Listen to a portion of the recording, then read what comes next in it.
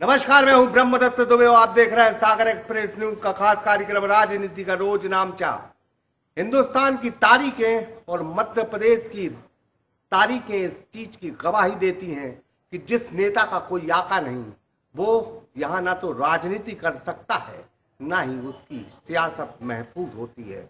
हम बात कर रहे हैं मध्य प्रदेश के सागर के एक ऐसे नेता की जिसे एक पद तो दिया गया जनप्रतिनिधि का, पार्टी ने उसे पद दिया, लेकिन यह समझ कर दिया कि वह सत्ता की और नेताओं की कठपुतली बनकर काम करेगा। लेकिन ऐसा हो न सका। जब वह नेता कठपुतली न बन सका उन आकाओं की, उन नेताओं की, तो फिर इन्हीं नेताओं ने उस नेता का न सिर्फ एक ऑडियो जारी करवाया बल्कि उसके साथ लंबी साजिश की। लेकिन कहते हैं अगर जिसमें सियासत का जुनून हो वो वापस आता है, और यही अंदाज उस नेता का दिखा। वो न सिर्फ वापस आया बल्कि अब सागर का लौटा हुआ बाजीगर कहलाता है। देखिए खास खबर और समझने की कोशिश करिए वो नेता कौन है जिसे लोग लौटा हुआ बाजीगर कहते हैं।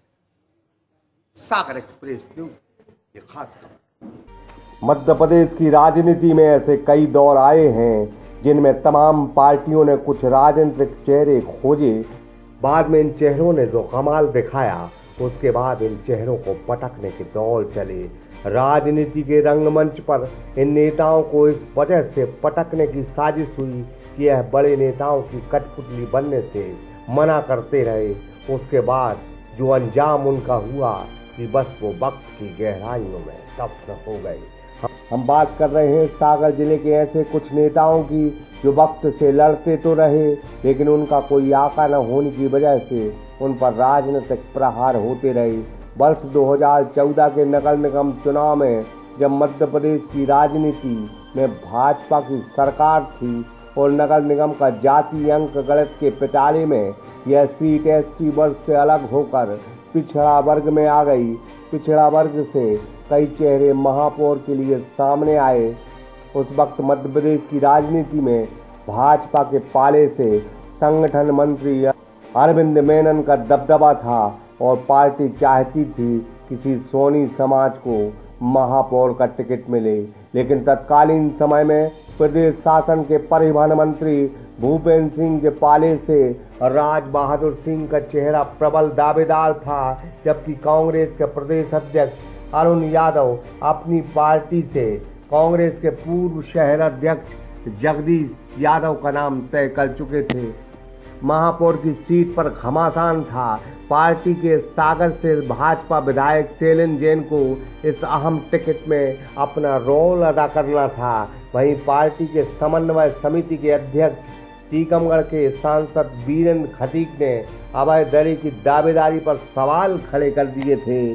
भाजपा में घमासान मचा था। अंदर खाने से विरोध के स्वर पनप रहे थे।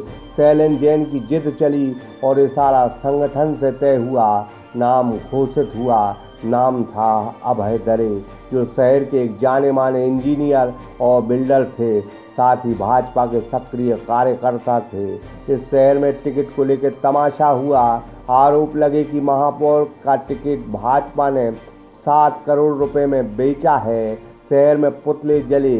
भाजपा के कुछ विद्रोह के स्वर सड़कों पर दिखे। विधायक के पुतले जले। साथ ही अभय दरे पर 7 करोड़ में टिकट खरीदने के आरोप भी लगे। हंगामा बढ़ रहा था। सियासत और राजनीति के इस जंग आलम में महापौर का नामांकन जमा हुआ, लेकिन सियासत थी कि थमने का नाम नहीं ले रही थी। एक पेच और फंसा। नामांकन में दर्ज हलफनामे को चैलेंज किया गया। कुछ जमीन के खरीदारों ने आरोप लगाए। कलेक्टर को इस पर फैसला देना था। भाजपा के अंदर खाने में एक बार सियासत की तलवारें फिर खिंच गईं। आखिरकार कलेक्टर ने फैसला दे दिया और अभय दरे का फॉर्म सही पाया गया। चुनाव चला, गुटबाजी हुई, तमाशे हुए, नेताओं में टकराव हुए। कांग्रेस के जगदीश यादव के चुनाव लड़ने के अजब गजब तरीके को सराहा गया। परिणाम भी आए। तकरीबन 8,000 से आखिरकार अभय दरे महापौर बन गए और निगम अध्यक्ष राज बहादुर सिंह बन गए। नगर निगम की राजनीति शहर में एक अलग मुकाम रखती है। नगर निगम अपनी कारगुजारियों के वजह से बदनाम रहा है। ऐसे में नगर निगम में काबिज महापौर अभय दरे को ढेरों मुश्किलें सामने आईं। उन्होंने अपना तेज तर्राट रूप दिखाया, कार्रवाई तेज की, कामों में दखल किया, बड़े नेताओं की अनसुनी की, अपने मनमर्जी तरीके से MIC गठित की। यह सब देख जो महापौर अभय दरे को कठपुतली बनाकर अपने इशारों पर नचाने आए थे, उनके सपने धराशायी हो गए। 1.5 साल अभय दरे अपने अंदाज में चले, सागर स्मार्ट सिटी में शामिल हो सके, इसके लिए उन्होंने संघर्ष किए, लेकिन राजनेता कुछ और सोच रहे थे।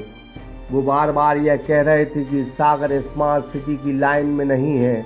खुद मुख्यमंत्री यह चाहते थे कि सागर की जगह बुरहानपुर या खंडवा स्मार्ट सिटी में शामिल हो। इन तमाम चीज़ों के बीच अभय दरे यह प्रयास कर रहे थे कि सागर को स्मार्ट सिटी का तमगा मिले। उनके इस प्रयास और बयानबाजी से भाजपा आला कमान उनसे नाराज हो गया। तत्कालीन भाजपा प्रदेश अध्यक्ष नंद कुमार चौहान उनसे खफा हो गए, तो CM शिवराज ने भी उनसे बेरुखी दिखाई। 21 माह काम करने के बाद आखिर 21 फरवरी 2017 को इस शहर के एक ठेकेदार संतोष प्रजापति को JCB चलाने के एवज में 10 लाख बिल का भुगतान करवाना था, लेकिन महापौर उसे 7 लाख की राशि देने पर अड़े थे। इसी दौरान गैर राजनीतिक स्टाइल में अभय दरे फंस गए और संतोष प्रजापति ने एक ऑडियो वायरल किया, जिसमें 25% कमीशन की बात महापौर करते बोले गए।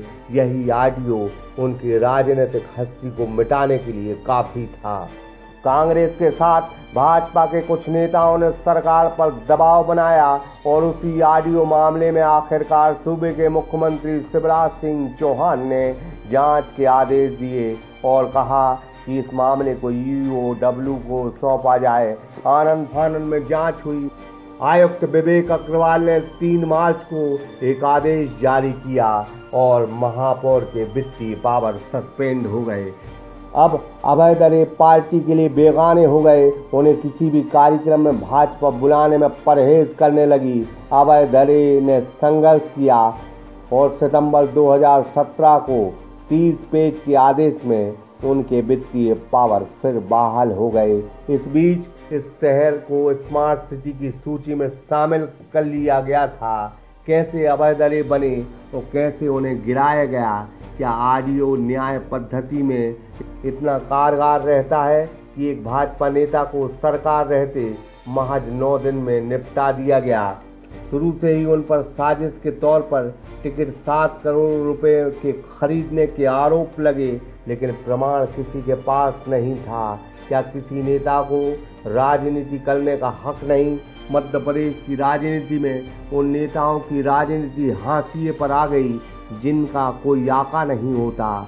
बस यहीं अभय दरे मात खा गए, क्योंकि उनने अपना कोई राजनीति का आका नहीं बनाया था। गलती सिर्फ इतनी है कि पैसा वाला सेठ अगर 2-4 मुगर्रे न पाले तो उसकी दुकानदारी खतरे में आ जाती है। या यूं कहें, अभय दरे पैसे वाले थे, इस वजह से पैसों के आरोप लगे। उनकी कोई पड़ताल किसी ने नहीं की कि उनने टिकट खरीदा भी है या नहीं खरीदा। मीडिया ने बस इसको सच बना पैसों में टिकट खरीदने के गुनहगार बन गए। उस ऑडियो में छिपी सच्चाई पर गौर क्यों नहीं किया गया, जिसमें एक महापौर किसी के बिल को कम करने पर क्या कमीशन मांगेगा? या यूं कहें, ऑडियो की सच्चाई क्या है, इसकी भी पड़ताल करनी चाहिए थी। लेकिन सरकार ने ऐसा नहीं किया, क्योंकि पूरी सरकार और आला कमान महापौर से नाराज चल रहा था। यह सागर शहर दूसरी पार्टी जिसने ऑडियो जारी किया था उसकी हरकत से भी वाकिफ है।